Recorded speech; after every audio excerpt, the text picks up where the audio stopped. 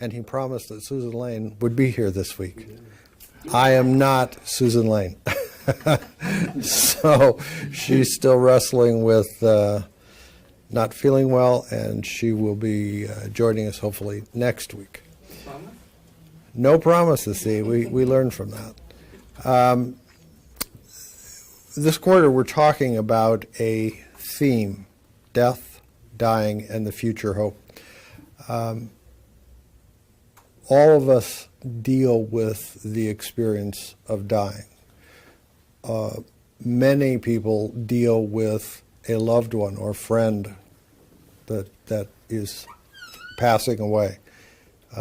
And so this is a very common experience. What is important is that we have a future hope. We've cast the conversation a little bit broader than the quarterly is, so we're not following it exactly at this point. Tevin opened up the conversation by asking, what are integral parts of the dying process as human beings experience it. And suffering was one of the primary issues that we brought up last week. And Tevin asked the question about God's suffering in this process. I think we opened that a little bit. We didn't fully finish it. This morning, what I want to do is look at a different aspect of it.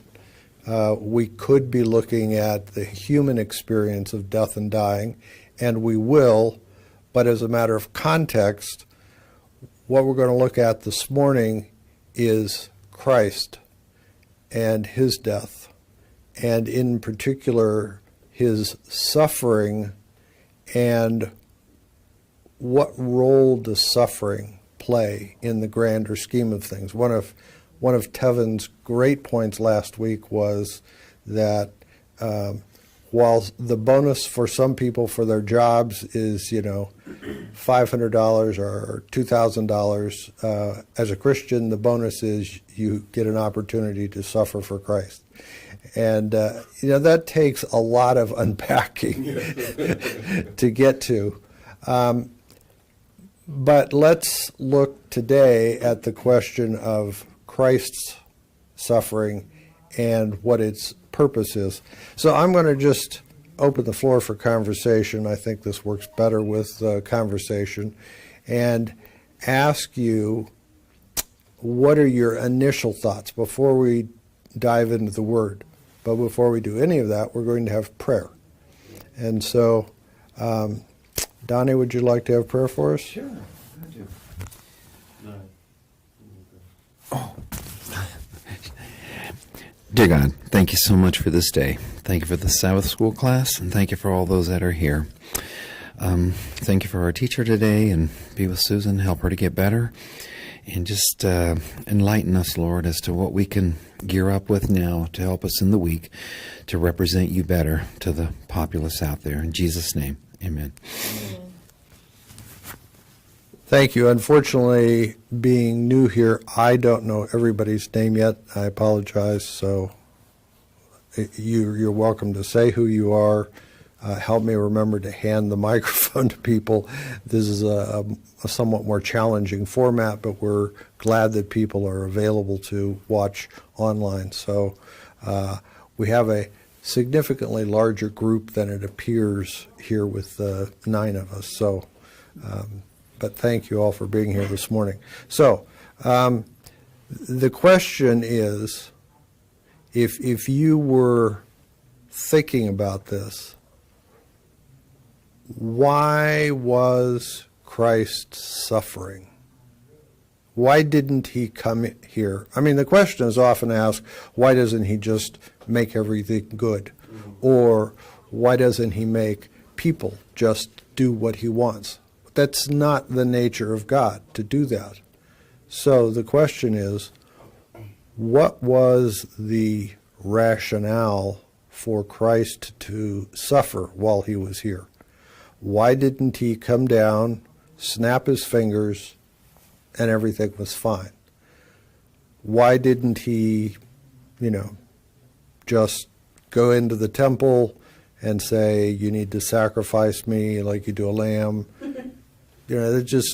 That's not what happened. So why did it happen the way it happened, and why was there suffering? I don't know if you've ever thought about that before. Mm-hmm. Have you sort of contemplated why Christ suffered and what was the effect of him suffering?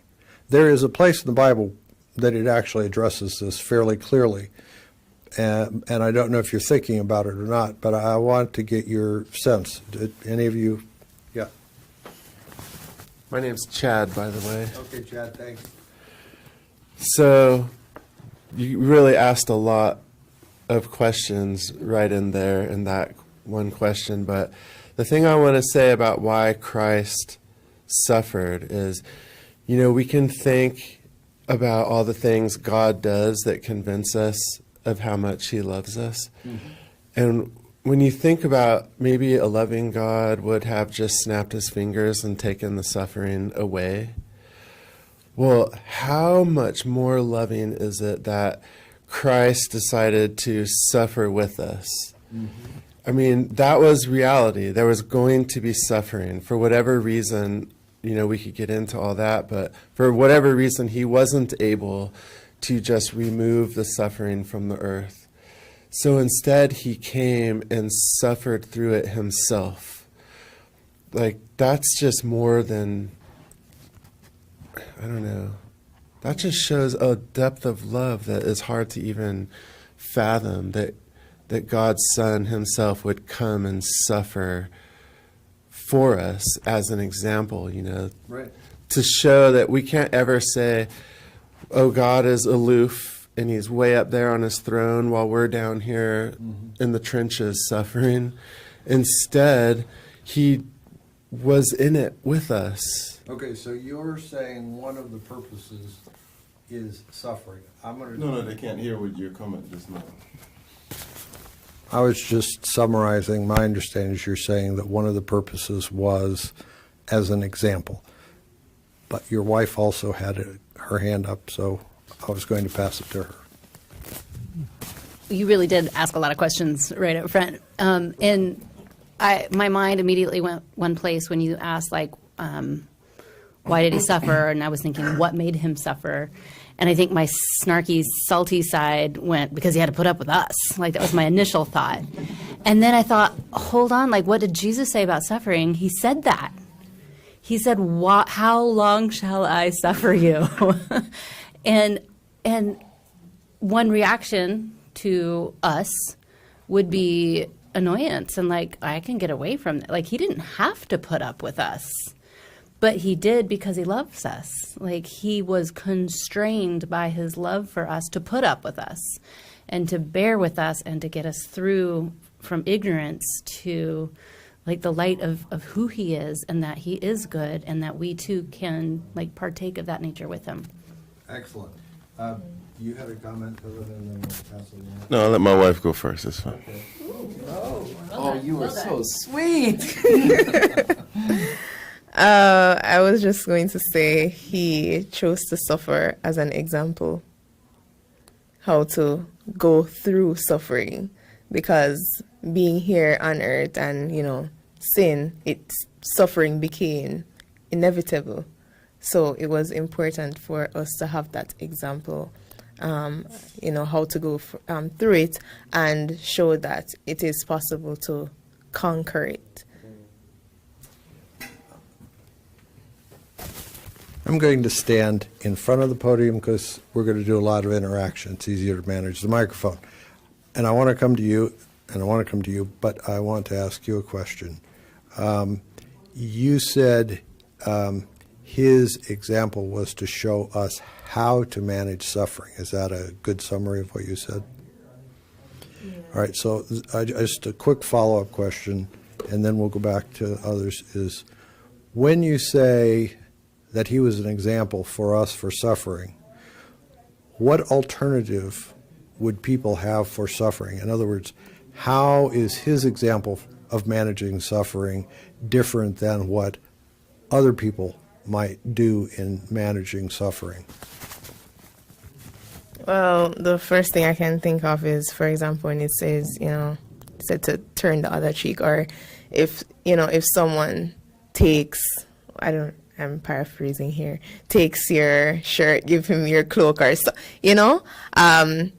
that's not a natural human reaction, right? We would only know that because we have Jesus as our example. Yeah, eye for an eye, right? Thank you. I just want, especially people who are watching, to understand when you say that, what the alternative is. Okay. I don't know which one of you is first. Right. Go ahead. Who was the female rock star here about 3 years, maybe 4 years ago, did the song If God Was One of Us? I just remember the lyrics, and it always kind of annoyed me. 30 years ago. Okay, I'm very, very old, but I think about 2,000 years ago, there's a God that did a thing that this person that everybody said, yeah, if God was one of us, been there, done that. There's God sitting up there going, been there, done that. Can you not see it? It's written. There's 4 books about it, and sometimes our human ignorance amazes me. That's all. It's true. Sometimes 30 years ago. there are answers that are there if we just look. You asked the question, why did he suffer? Right? Why go through that experience? And I think you touch on a broader principle, because wrapped up in why Jesus suffers, it helps us to understand why we go through suffering every day, Christian and non-Christian. And it's all encapsulated in this broader idea of relationship. And God proposes, this is God's proposal to us, my understanding, is that after a certain period of time, we're no longer going to have time. We're going to have eternity. We're going to live forever. And in that period of living forever in the future, we're going to love each other. We're going to trust each other. No one will do bad. Everyone will care about each other. Everyone will trust that I don't have to close my doors anymore because someone is going to steal. And I know that this powerful being that could snap his fingers and kill me will never do it because he loves me. He'll never take advantage of the relationship. He'll never try to dominate me. He'll never try to kill me. He'll never try to coerce me to do something. He just loves me. That's the promise God gives. That's the Bible in synopsis. Now, how does he get there? How does he reach that point with us? Because if at any point in time he snaps his fingers and our brains start working that way, then we can't say it occurred naturally. There will always be the question of, am I being controlled? Am I a robot?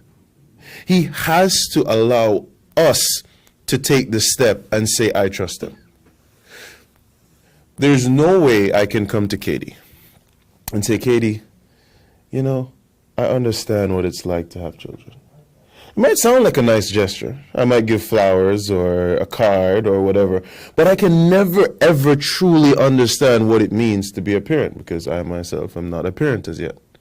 One of the biggest parts, and another side to the coin that my wife brought up, one of the biggest aspects to it is that God cannot come and say he understands and wants us to become greater if he himself hasn't gone through the experience. Especially because he's God. Anyone could look at God and say, anyone could look at God and say, what are you talking about, God? What do you know about sin? You're all powerful. You're all omnipotent, omniscient, all the ents. You don't know what it's like. But now that's no more. God has come close to us and has been in the trenches. And he can say, when I tell you, I know what it felt like to not murder, to not lust. It's not for show. It's not a game. He means what he says. He was suffered with every single temptation that we suffer with. That's what he purports. And secondly, I think the next point of it in creating that relationship is that God is being purported to be someone who's prideful, someone who's arbitrary, someone who just wants to order people around. Someone who's prideful will not leave all their power, majesty, throne to have an experience of a human where you could perish like that. It's not possible. He showed in his experience that he is not someone who power corrupts. And he loves truly and deeply to come down from that throne and have this human experience. Which, newsflash, it isn't the best thing in the world. One second. The new thing that I heard from what you were talking about is beyond just being an example. There's something special about the fact that the God that we serve is going to step into the idea of suffering and experience it because it makes a difference. It makes a difference in the universe as a whole. It's part of what we're going to be exploring is what difference does it make for God to have stepped into suffering. Now, several people, without really going into it, made a statement that I agree with, but basically, suffering is inevitable. It is not something that even God can escape from. Because of the nature of the universe that God controls, it is inevitable at some point in time that somebody's going to choose a path other than the path that he wanted us to pursue. And under his path, as you summarized about how it's going to be better and not having to worry about people stealing and hurting and that sort of thing, that was the original path. An accusation was made that the path that God had given us was inadequate, that there was a better way. And what we find ourselves in is this cosmic controversy. I'm using a different word on purpose. A cosmic controversy. And it is something that is critical for God not to have his thumb on the scale and make everything right, because then the accusation does not have an opportunity to be validated or proven to be false. And in that is suffering. It is inevitable. And if it is inevitable, not only humans have to go through it, but God has to go through it. I think one of the things that we will learn as we go deeper into the discussion is just how much suffering and the nature of the suffering that God went through. And that's, in my opinion, at least twofold.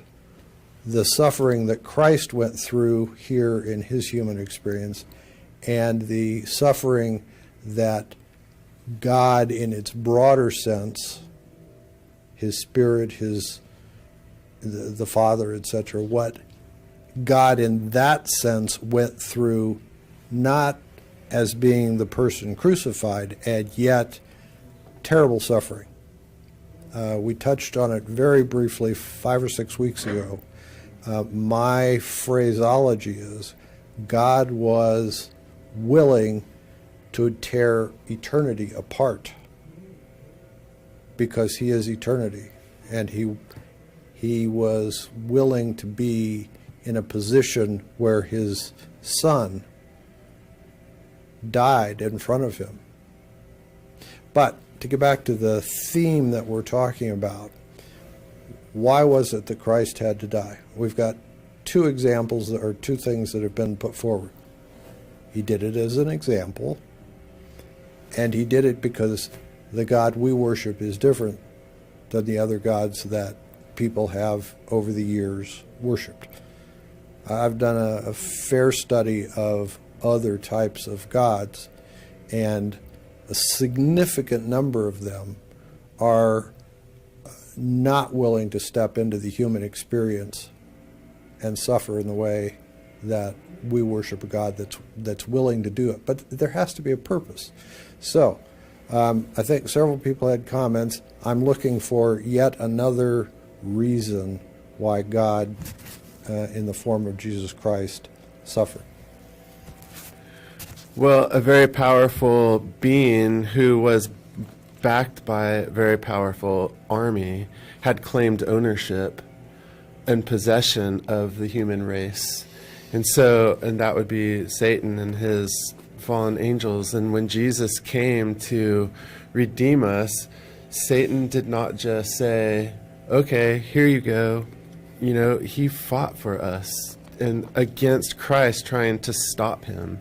So that's one reason he suffered, was because he had this powerful being, these many powerful beings against him, trying to stop him from going forward with the life of suffering, the life of righteousness, and ultimately his death. All right, so a third reason for his suffering was it was an integral and inescapable part of his process of redeeming humanity. Is that a fair summary? Sure. Okay. It looked like I saw another hand up. All right. I'll give you more. Oh, you do? Okay. Well, just the simple, obvious. He died because the wages of sin is death. And there was a sin problem that had to be atoned for. And there is nothing in the universe that could pay the price for that and redeem us from the power of death but his life. An excellent fourth reason. It is something that you could devote the entire quarter. You could certainly spend weeks and weeks discussing it, because I don't know if you're aware, there is a significant debate about what the nature of Christ's death was. Was it a substitution for us? Is it an atonement? Etc. And it's a good point, and it's relevant for bringing up. We won't pursue it this morning, but an excellent point. So I still have at least one outstanding reason that I think probably isn't often discussed, and see if anyone has any other thoughts. The last reason, I don't know if this is the one you're aiming at, and I don't know if it's the last reason, but a reason is he was made perfect by suffering. That's what the Bible says. And that's something you could talk about and wonder about too, but it does say that the captain of their salvation was made perfect by suffering. What do you think that means? Yeah, that's a good question. In his sense, in the sense of making Christ perfect, I think it made him, because he was already perfect, as I understand, but he became more perfect as our sacrificial offering and substitute, and as our Savior. He also became more perfect in the sense of being able to show us the way to live. But then also, there are many verses that talk about suffering, refining us and making us, perfect. Not perfect, but improved. There's a refining that happens with suffering. So, Chad, I absolutely love your point. I'm beating myself to say, hey, how could I? Makes us perfect. But I'm just piggybacking on what you said. I have a friend. He's doing his master's in nutrition, And one thing he told me one day was when he was looking at some case studies is the very nature of our bodies, how our nerve endings work and our neurons in our brain. We actually need negative stimuli for our brains to develop effectively. Like when you feel extremely cold or extremely hot, or you have burning sensations, or going to the gym and feeling in pain, going to exercise and feeling in pain. It's actually very beneficial for your brain to develop in those ways. And there's even studies to show that that is why people who exercise and keep going to the gym at a later age don't develop Alzheimer's, don't develop certain sort of forms of dementia. Negative stimuli, suffering, helps us to fully develop. You'd never guess it. But even the body says that. So when we talk about Jesus being made perfect through suffering, there's so much to say about his life. Jesus is God. At least that's our belief here. Why didn't he just come in the palace of Jerusalem as a king and have everything? Why did he come as a baby in a manger surrounded by manure and whatever else was in there and lived a very poor life, probably being called a bastard all his life, I suppose, because why did Mary get pregnant, right? No one saw that. So I'm sure everyone in Mesopotamia at the time was like, Holy Spirit, I believe you, Mary. So he must have went through a lot of stuff. But why? We learn in Luke chapter 2, I was talking about it, and we learn in Luke chapter 2 that he grew in the Spirit. There's something to be said there. What is it about his experience, this suffering, this humbling experience that's actually making him better? That's what I said. I think sometimes we like to make God a magician or a genie in a lamp, and then we get mad at him for not behaving that way. But I wonder sometimes, like, where that even came into play. Like, is that what people thought 5,000 years ago? Is that what they thought, like, on the plains in Canaan? Is that, like, God had, like, a magic wand that he could go poof, and now, like, everything would be different? I think, like, God made us in his image.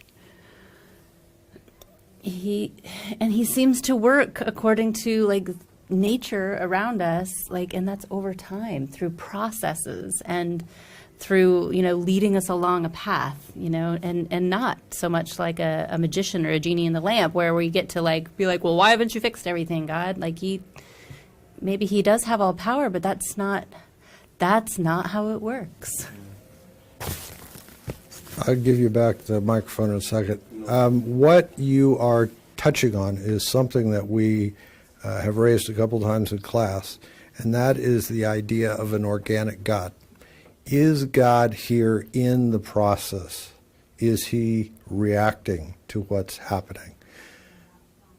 Some people talk about it in terms of does he feel our pain and stuff, and that's good, but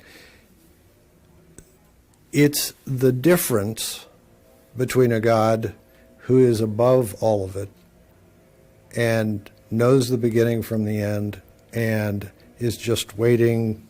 It's 11:15 and at 11:35 something's going to happen. Or is it a God that is actually living in the experience? And it is something that we're going to want to explore more during this quarter. But think of all of the examples that talk about God being joyful or being sad, being angry, being compassionate. Those are emotional reactions to a specific set of circumstances. You have examples of Christ for reasons that we can pursue at some point. He became very unhappy about what the money changers were doing in the temple. He didn't come up and say, this really isn't helpful. Could you guys pack up and leave? he turned over the tables and threw people out. Very emotional reaction. He wept on several occasions. So one of the things that we need to wrestle with is this idea of an organic God, a God who is living through the experience with us, which means although he, even though he is God, he is a God who the nature of what he is to react to things and not just, it's another snap your fingers sort of concept. It's the difference between making everybody perfect and not. It's also, does he live in the moment with us? Is there something about the experience that is a growth experience for God? All right, so one of the places that I want to go this morning with the 14 minutes that we have left is Hebrews 4 and 5. I was going to say let's just go with Hebrews 5, but it is a concept about Christ becoming a priest. Much of Hebrews addresses the issue of Christ's priesthood. But there is a special set of verses here, and I don't know if 5 is really fairly short. We might even be able to read through it. I encourage you as we're talking to scan it. But I don't know how many of you are aware there is nothing sacred about where chapters begin and end. There is nothing sacred about where verses begin and end. They didn't exist at the time that these manuscripts were prepared. It was over 1,000 years later that monks and others that were dealing with the scripture said, oh, I think it's a good break to do it here. Consequently, you're going to see ideas that are cut up between two verses somewhat awkwardly. Might have made more sense in Latin when they were doing it. I'm not sure. You will see punctuation, which wasn't there. Even capitalization and small letters. That's not the way they wrote. Everything was what we would call capital letters. So, having said all of that, the concept that we see in Hebrews 5 begins in Hebrews 4. 14, Tevin said. But even then, somebody read Hebrews 4:14. Who? All right. 14 only? Yeah, it's the one that starts therefore. Okay. Okay. Seeing then that we have a great high priest who has passed through the heavens, Jesus the Son of God, let us hold fast our confession. Okay. What was the first word? I think it was in your, which version are you reading? New King James. New King James. Okay. So what, the first two words I think in yours? Seeing then. Seeing that. Does anyone have the New International? Therefore, since we have a great high priest who has ascended into heaven, Jesus, the Son of God, let us hold firmly to the faith we profess. When you say therefore in a conversation, not that you would say therefore, because you probably don't do that very often, but if you're using that word, does it exist in the abstract? I mean, would you start a conversation with therefore? All right, so general agreement, you don't start a conversation with therefore. The reason you don't start a conversation with therefore is if you say therefore, you're talking about something that you just said. And so, in a sense, when you look at what Hebrews 5 and 4 are talking about, realize that it is a response to a statement about the power of God and His Spirit. And the author is basically reassuring his readers and saying, even though we are talking about a powerful God who knows everything about you, that's the language that's leading up to you, I want you to understand something else about the God we're talking about. I've just talked about one of the characteristics of God. Now I'm going to talk about another one. So if somebody could read the balance of the chapter, Hebrews 4, that'll just begin to get us into the subject. Now, the fact of the matter is, if we went verse by verse, we could take a week on every verse. So we're not going to do that, but just to get a sense of it. For we have not a high priest which cannot be touched with the feeling of our infirmities, but was in all points tempted like as we are, yet without sin. Let us therefore come boldly unto the throne of grace, that we may obtain mercy and find grace to help in the time of need. Thank you. So the first point that is being made is, hey, here's somebody that can understand what's happening with you. Now that's beyond an example.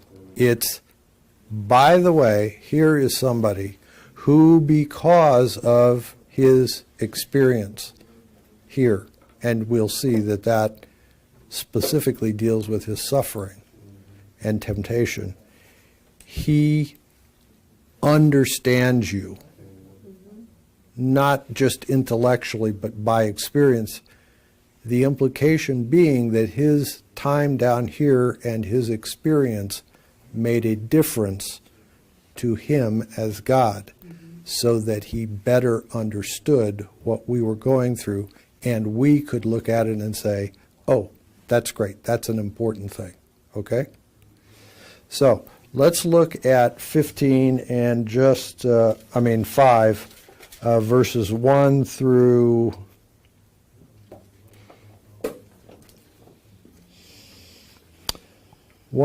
6, just 1 through 6. This is the author of Hebrews describing the historic position of high priests in the Jewish religion. Okay?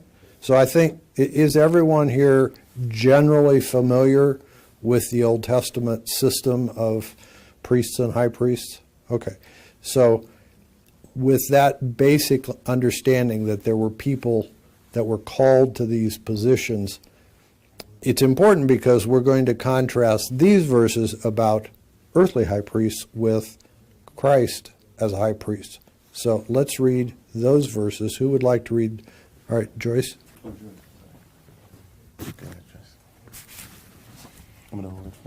Every high priest is a man chosen to represent other people in their dealings with God. He presents their gifts to God and offers sacrifices for their sins, and he is able to deal gently with ignorant and wayward people because he himself is subject to the same weaknesses.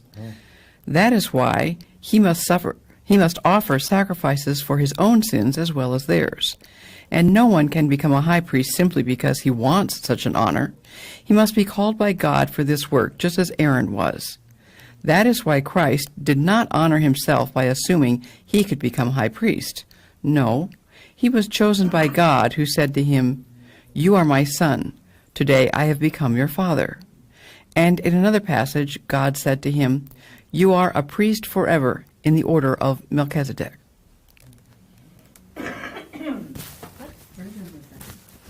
New Living. She was reading the New Living. That was good. Yeah.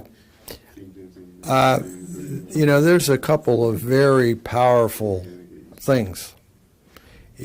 It is talking about a high priest whose responsibility as an intermediary between the Jewish people and God in the temple process, in the sacrificial process.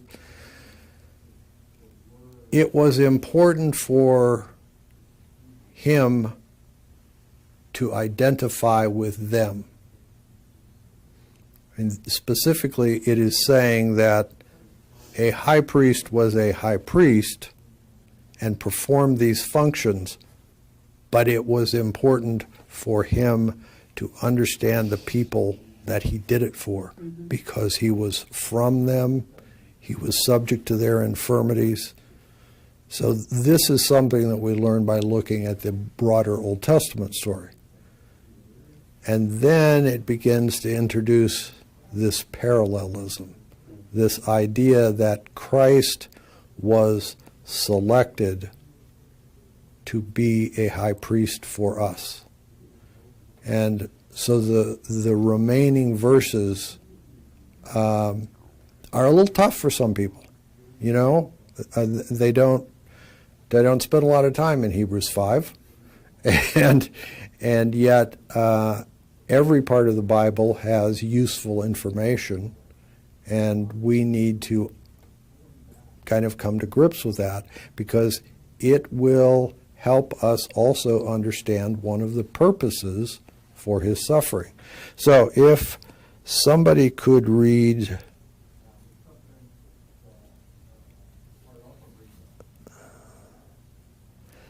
let's say right now through 10, so that would be 7 through 10, if somebody could read that. Who in the days of his flesh, when he had offered up prayers and supplications with vehement cries and tears to him who was able to save him from death, and was heard because of his godly fear, though he was a son, yet he learned obedience by the things which he suffered. And having been perfected, he became the author of eternal salvation to all who obeyed him. Through what? Oh, called by God as high priest according to the order of Melchizedek.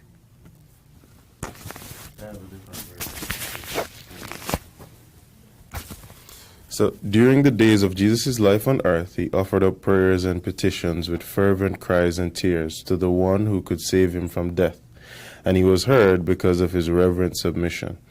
Son, though he was, he learned obedience from what he suffered, and once made perfect, he became the source of eternal salvation for all who obey him, and was designated by God to be high priest in the order of Melchizedek. So, some fairly heavy things here. First of all, do you see right at the beginning of those set of verses that they're drawing a direct comparison to the earthly high priest? Yes. But then it wanders into some language which is pretty challenging depending on some people's theology. As you read that, tell me what things, 2 or 3 things, and we're down to under 2 minutes. So just quickly, 2 or 3 things that you see in there that was the purpose of Christ's suffering.